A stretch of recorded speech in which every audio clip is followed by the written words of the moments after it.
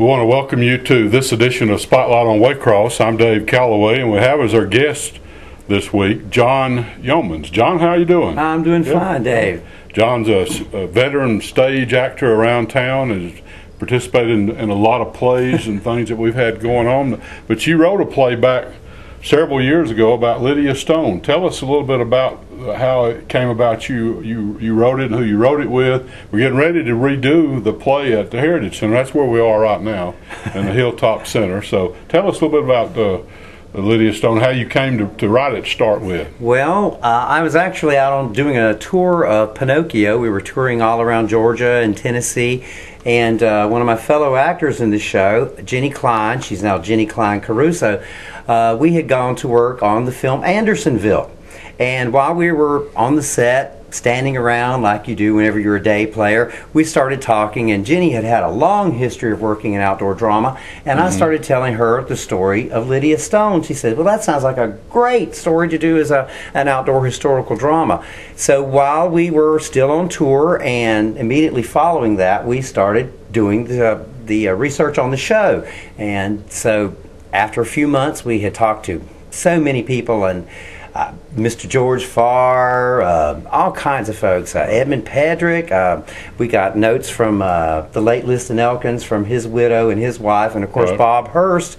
And everywhere we turned, people were giving us new Lydia stories, and we got that finished up. It's been 16 years ago we finished the show. We first produced it here at the Heritage Center 15 years ago, and we had several productions over the following years, and we decided we wanted to bring it back for the 15th anniversary. All right, well, tell us a little bit about the 15th anniversary. When's the show going to be? How much tickets, where they can be purchased? Who all's in the play? Well, this year the show will open on the 10th of November, and it will run through the 13th, where we have a matinee. That's Sunday, and then we run the following week, the 17th through the 19th, here at the Okefenokee Heritage Center.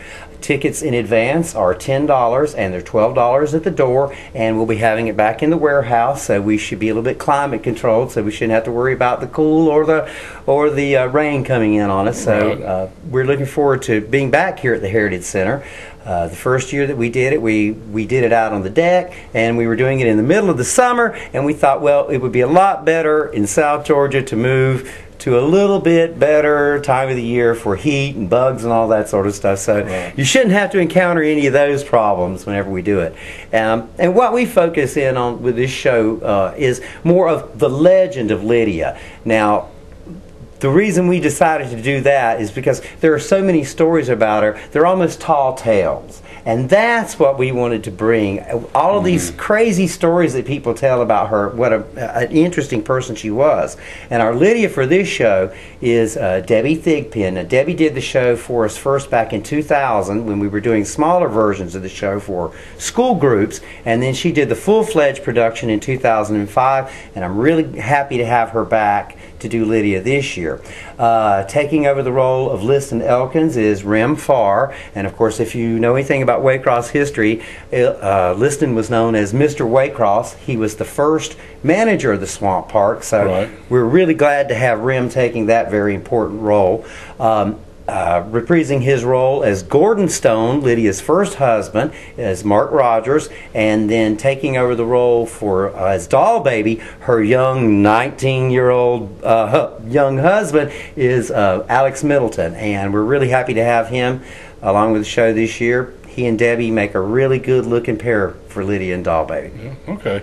Speaking of Liston Elkins, when I was at WAYX, he produced a 15-minute show. I think it was daily, and you know, of course, you don't think about it. This was back in the 70s, but there was a lot of history that he talked about. He knew more about Waycross, and I think Waycross knew about it. I think you're right. But you know, and I don't know where those tapes ever got off to. Well, now, strangely enough, those tapes, now I'm sure they're back in his family, but for a short time, those tapes, Myrtle Elkins, his widow, and his daughter Jean, I had all of those tapes. You did? And and the show was called Waycross, Yesterday, Today, and Tomorrow. You're right. And so we were really lucky. As a matter of fact, the opening monologue that starts the show is directly from one of Liston's broadcasts. So we were so grateful to get a hold of all of that wealth of material. Liston had in fact intended to eventually write a book.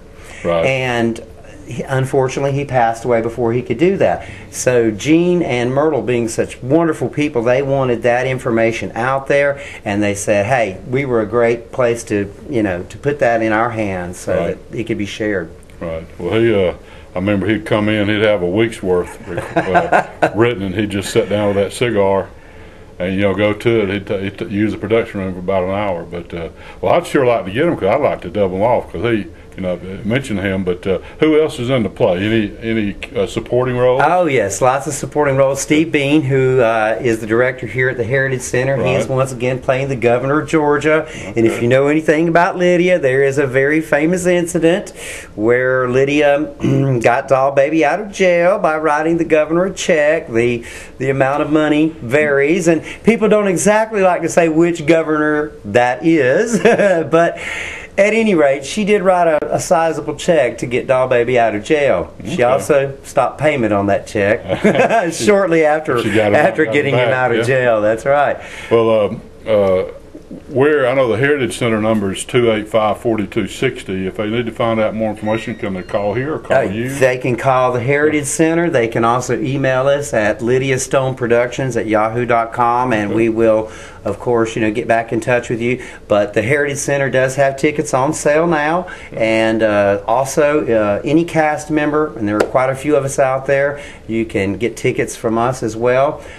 We are lucky enough to have, along with the Heritage Center as a sponsor and the OHC drama class as a sponsor, Jerry Pearson, who has been an angel to us, has come in, and we're still looking for more sponsors for the show, because anytime you have a major production like this, of course, it's an expensive process. So we're lucky to have all of these angels around us who look after us and take care of us. Well, maybe we're going to, this will be put on the web, be on wearlocal.com. We'll put it on YouTube and put it on our Facebook page. You have a Facebook page too. So we'll spread it. Maybe somebody watching will kick in a little bit. Well, that's what we hope, and we hope that anybody who sees this on Facebook, please, if you would like to join the Lydia Stone group, we do have a group page that we've started for information on Lydia, biographical information that's been put up, articles from Robert Hurst, the actual resolution, because in 1998,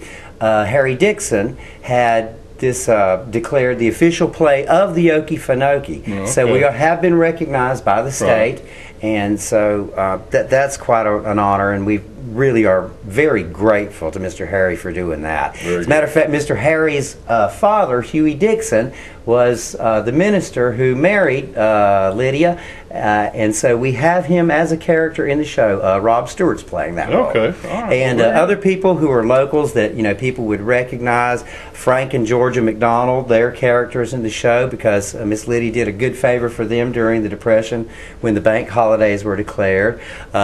Great old politician from this area, King Ponsell, is in it, because he, along with Liston Elkins' father, J.S. Elkins, they approached Lydia about selling the Cowhouse Island property, which actually became the Okefenokee Swamp Park. So Lydia, along with making sure that she took care of herself, she took care of the swamp too, and she wanted it to be something that people for generations could come and enjoy. Okay. And so we're really pleased with that. We're looking forward to the show, and thanks for taking time. I know you've been going this way, that way, and that way, but hopefully have a good turnout, and y'all get everything put together. I know you will. Oh yes, it always comes together in the end. It got a great crew of people painting and doing construction, people who have just really come out and given their all, and that's what it's all about, because this is a community thing. It promotes our area, and I think it just really helps to show what a pioneering spirit we have for the people who first moved here. Very good. The story of Lydia Stone is going to be up again. Give us the dates, because it's in November. Again, we open November the 10th, and we run the 10th, 11th, and 12th with an 8 o'clock show, a matinee on the 13th, and then we run again the 17th, 18th, and 19th here at the Heritage Center at 8 o'clock. Box office opens a half hour before showtime, so come early and get good seats. Very good. Thank you, and thank you for watching this edition of Spotlight on Waycross. Thank you very much, Dave.